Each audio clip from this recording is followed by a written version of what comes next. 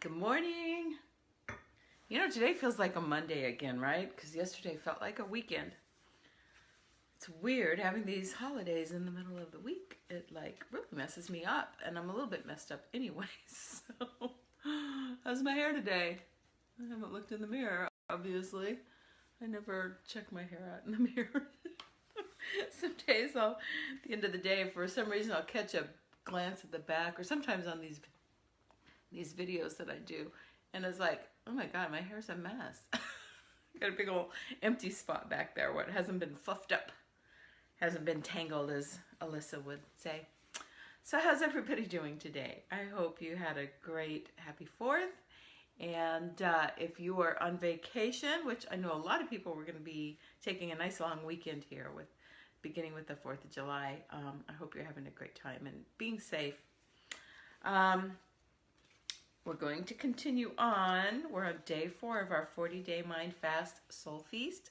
This is the book by Dr. Michael Bernard Beckwith of the Agape Church over in Los Angeles. And just an amazing, amazing man. I learned so much from him, and watching videos that he does and reading books that he does, and just a wonderful journey. Hi, good morning. Yes, it is like a Monday again, isn't it? You're working this week, right, Grant? Yeah, it's kind of weird. It's kind of weird. I kind of felt like I should be doing more yesterday. I did have fun doing the video with Mark, though, so that was really cool. If you guys haven't watched that yet, it's very simple layman's terms for what is cannabis, CBD, THC, the difference between hemp and cannabis. Just very simply put, and it's only about 20 minutes or so. So if you have not watched that, it is here on my business page, and I will share it today with my on my personal page as well. So, and feel free to share it if you'd like to share that video or any of my videos. I'd really appreciate it. My name is Kerri Wade. I am a Reiki master, and I am a hypnotherapist and a life coach here in Chandler, Arizona. And you can reach out to me through my website, which is eastvalleyhealing.com.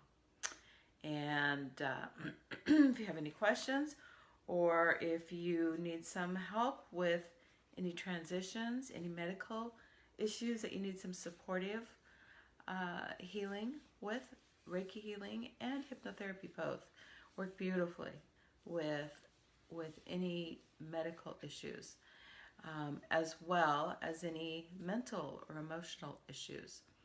Beautiful way to heal. It's all working with the energy of your body. In Reiki, in hypnotherapy, it's working with your subconscious mind. And they're absolutely painless. They will not do any harm to you or make anything worse. Just like CBDs and THC. Which, you know, it's all a foreign language to me, so I really appreciated Mark coming and doing that. And seriously, if I were in a position where I was faced with a major medical issue, he would be my first call. And my Reiki master would be my second call. So I just think there are better ways to heal. And but, you know, they don't make big farm, big money. And with the lobbyists in Washington, it's really hard to change that. So anyway, it's not for everyone, and I completely accept and honor that. Each of us have to make our own decision on those things. And you know, we can't judge others for what they choose to do. So it may not be our way or what we think is right, and all that good stuff. So anyway, day 4,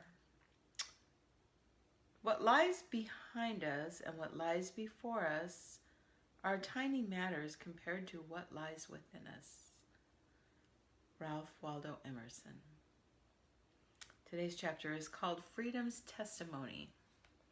I once heard testimony from a woman whose history described her as a 5-time felon confined to death row. Not surprisingly, she began to substitute thoughts of her impending doom with thoughts of God. As her relationship with the Spirit deepened, it overtook her consciousness as being the supreme reality. Profound changes began to occur. At first it was small things. She was allowed to exercise in the yard. She joined the prison choir. Eventually her death sentence was reduced to a life sentence. Today she is free and spends her time visiting churches, singing and speaking about the empowering presence of God. The truth is that she became free the moment she turned to the Spirit as her refuge and her strength. As she merged her mind with the one mind, she sloughed off the sense of a self separate from the essence of her life. Her union with God became so complete that she experienced a new incarnation right within this very lifetime. Divine law responded, and everything around her conformed to her birth and her true identity. She would have been free had she never left the confines of her prison cell, because she was already inwardly free. Many people give themselves life sentences served out in the prison of their own minds. They are prisoners of fear, jealousy, greed, lack, limitation, selfishness, and ignorance. Today, examine the ways in which you have imprisoned your consciousness. Then be willing to step into your true nature of freedom. Watch the shackles of your false beliefs, unwanted habits, and negative thought patterns fall away as the identity of your true self unfolds. Set your intention to live your life in the freedom consciousness that is already yours. Affirmation. I claim the truth that I was created free, born free, and live my true state of spiritual freedom. I feel, sense, and know that I am governed by it now. First of all, I have to say, we started this book on July 1st. And the first day was called Make a Commitment to Life. And I'm sorry, that was the second day. And the other days, the first day and today, have been about freedom, which is kind of interesting since we just celebrated the 4th of July yesterday. Ooh, synchronicities, right? That's how it happens. So, anyway, oh good, you did see it, Grant. Thank you. We've talked before about being imprisoned by your story. And when you release that story, you release yourself from that prison. Sometimes we all go through those times where we do live in a prison of our own making. Whether it's through our stories. For me, I recognize a time that I was imprisoned. I was imprisoned by who I thought I should be, who I thought others expected me to be and wanted me to be. And it wasn't who I was, Maybe it was who I needed to be at that time, but it's no longer who I am. And,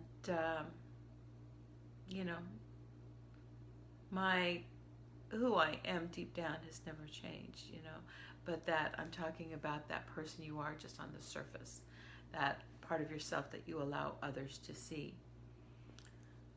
When I decided to be authentic and make myself vulnerable, to step into who I am as a person, as a healer, as a spiritual coach and a mentor, I released that old false version of myself. And I can tell you it is the most freeing thing I have ever done. And when you're brave enough and you want it bad enough, you just do it. You just do it. You just step into it. It's not always easy. And, it took me a lot of years to get there, right?